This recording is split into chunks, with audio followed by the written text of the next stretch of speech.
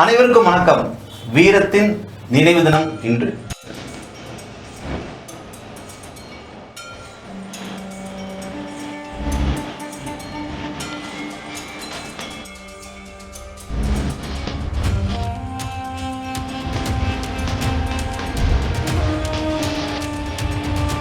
நேதாஜி சுபாஷ் சந்திரபோஸ் அவர்களின் 81வது ஆண்டு நினைவு தினம் இன்று அனுசரிக்கப்படுகிறது. ஒப்பற்ற மாவீரன், பாரத தாயின் தவ புதல்வன். இளைஞர்களே, உங்களது ரத்தத்தை தாருங்கள், உங்களுக்கான சுதந்திரத்தை நான் பெற்று தருகிறேன் என்று கூறி ஆங்கிலேய ஏகாதிபத்திய அரசிற்கு சிம்ம சொப்பனமாக விளங்கியவர் நம் பாரத தேசத்தின் தவ புதல்வன், மாவீரன் நேதா சுபாஷ் சந்திரபோஸ் அவர்கள். ஒடிசா மாநிலத்தில் பிறந்து உலகெங்கும் ஒப்பற்ற தலைவனாக கொண்டாடப்படுகிறவர் நேதாஜி சுபாஷ் சந்திரபோஸ் அவர்கள். ஆம், ஜப்பான் ஆகட்டும், ஜப்பானில் இன்று மிகப்பெரிய அளவில் அவரது நினைவு தினம் அனுசரிக்கப்படுகிறது. ஏன் நமது எதிரி நாடு என்று சொல்லக்கூடிய சீன தேசத்தில் அவருடைய பிறப்பும் இறப்பும் இன்று நாடக முறையில் அங்கிருக்கக்கூடிய பள்ளி குழந்தைகளுக்கு சொல்லிக் கொடுக்கப்படுகிறார்கள். ஜெர்மனி தேசமாகட்டும், இத்தாலி தேசமாகட்டும், ஒவ்வொரு தேசத்திலும் அவருடைய நினைவு தினம் அனுசரிக்கப்படுகிறது. இங்கேயே பிறந்து இந்த மக்களுக்காக வாழ்ந்து இந்த தேசத்திற்காக உயிர் நீத்த ஒப்பற்ற தலைவனின் நினைவு தினம் என்று புறக்கணிக்கப்படுகிறதோ என்ற ஒரு ஐயப்பாடு எழுகிறது. ஆம், இவரை போன்ற ஒரு ஒப்பற்ற தலைவன் இனி பிறக்கப் போவதும் இல்லை, இனி நமக்கு கிடைக்கப் போவதும் இல்லை. இவர்களை நாம் அனைவரும் இந்தியர்களாக, தமிழர்களாக, எந்த மொழி பேசுவராக இருந்தாலும் இவரை நாம் ஒரு இந்தியராக கொண்டாட வேண்டும். சிந்திச்சு பாருங்க, 1920 ஆங்கிலேயர்கள் நம்மளை ஆண்டு கொண்டு இருக்கும் பொழுது அன்னைக்கு இருந்த சிவில் சர்வீஸ்ல எழுதி இந்திய அளவில் 4வது இடம் பெற்று மிகப்பெரிய பதவியில் அமர்த்தப்படுகிறார்.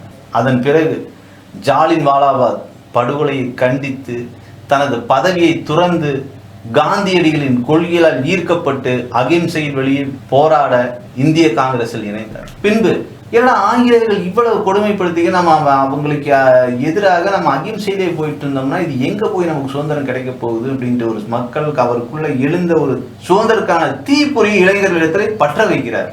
ஆயுதம் ஏந்துபவனிடம் நீ ஆயுதம் ஏந்தினால் மட்டுமே தான் அவனுக்கு அவன் மொழியில் புரியும். அவன் எந்த மொழியில் உன்னிடம் பேசுகின்றானோ அந்த மொழியில் நீ அவனுக்கு பேசினால் மட்டும்தான், பதில் கொடுத்தால்தான் அவனுக்கு புரியும் என கூறி INA இந்தியன் நேஷனல் ஆர்மி ஜப்பானில் துவங்கினார். 1930 காலகட்டங்கள் அங்கிருந்து சிங்கப்பூர் சென்று அங்கு இருக்கக்கூடிய தமிழிடம் பேசி, மலேசியா சென்று அங்கு இருக்கக்கூடிய தமிழிடம் பேசி சுமார் 40,000 பேர் கொண்ட மிகப்பெரிய இராணுவத்தை கட்டமைத்தார். ஜெர்மனி சென்று ஹிட்லரை சந்தித்து ஹிட்லரிடம் நட்புறவு பாராட்டி அவர்களிடம் ஆயுதத்தை பெற்று இந்திய தேசத்திற்காக ஆயுதம் தாங்கி போராடியவர் நேதாஜி சுபாஷ் சந்திரபோஸ். எல்லாரும் நினைச்சிட்டு இருக்காங்க ஃபாதர் ஆஃப் த நேஷன் சொன்னா மகாத்மா காந்தின்னு. மகாத்மா காந்தி என்கின்ற ஒற்றை நபர்களாலா இந்த சுதந்திரம் நாம் பெற்றோம்? சிந்திச்சு பாருங்க. 1940 காலகட்டங்கள்ல இந்தோனேஷியா, நம்மை விட சின்ன நாடு இந்தோனேஷியா, அர்மேனியா, எத்தனையோ நாடுகள் சுதந்திரம் பெற்றது. எதனால்? 2ஆம் உலகப் போரில் உச்சம் பெற்றிருந்தது பிரிட்டிஷ். அவர்களுக்கு எதிராக அனைத்து நாடுமே ஒன்றாக திரண்டு போராடிய பொழுது அவரிடம் இருந்து போராடைய மக்கள் இல்லை, ஆயுதம் ஏந்தி போராட யாருமே இல்லை. அப்ப இங்கிருந்து அனுப்பிச்சு வச்சவங்க தான் யாரு? நாம இன்னைக்கு சொல்றோமே மகாத்மா காந்தி. அவர்கள்லாம் அன்னைக்குமே பொறுமை காத்து ஆங்கிலேயர்களுக்கு நாம் ஆதரவு கொடுக்கணும், அவர்களுக்காக போராட வேணும்னு சொன்னவர் தான் இன்னைக்கு இருக்கக்கூடிய மகாத்மா காந்தி. ஆனா சுபாஷ் சந்திரபோஸ் அவர்கள் அப்படியா? இந்த தேசத்திற்காக தன் உயிரை நீத்தவர். ஆங்கிலேயர் சிந்திச்சுட்டா அன்னைக்கே இதுக்கு மேல நாம இந்தியர்கள் நாம போர் ஆயுதங்களை கொடுத்து நாம போராட சொன்னோம்னா இன்னைக்கு அவனுக்கு எல்லாருமே சொபிஸ்டிகேட்டட் எக்யூப்மெண்ட்ஸ் கொடுத்து நம்ம அன்னைக்கு வாளும் வளரியும் அருவாளும் கத்தியும் கம்பூசா எடுத்து சண்டை போட்டு இருக்கும் பொழுதே அவட்ட நான் சமாளிக்க முடியல.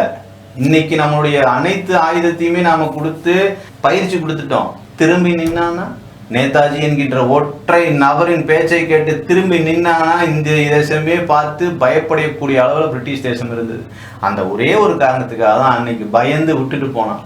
ஆனா நாம் என்ன சொல்றோம்? அகிம்சையின் வழியில் தான் நாம் சுதந்திரம் பெற்றோம்னு சொல்றோம். அகிம்சை என்பது இன்னைக்கு ஒரு நாய் நரிக்கு இருக்கக்கூடிய வீரம் கூட மனுஷங்கிட்ட மழுங்கிருச்சோன்னு தோணுது.